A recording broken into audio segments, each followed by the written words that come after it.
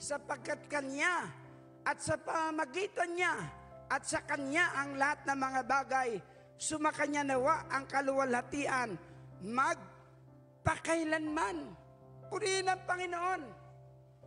Lahat ng bagay na nakikita natin ay pag-aari ng Diyos. Sa aklat ng unang Korinto, kabanatang 4 sa talatang 7, ganito po ang pahayag ng banal na kasulatan. Sapagkat sino ang gumawa na ikaw ay matangi? At anong nasa iyo na hindi mo tinanggap? Ngunit kung tinanggap mo, ay bakit ipinagmamapuri mo na tulad sa hindi mo tinanggap?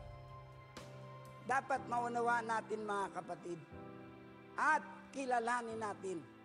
Madaling makilala, subalit yung ikaw ay kumilala, to acknowledge, sometimes is very hard.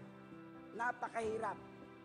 At sa biyaya ng Panginoon mga kapatid, para tayo ay maging mapagpasalamat sa Panginoon, dapat marunong tayong kumilala na ang lahat ng bagay ay mula sa Diyos.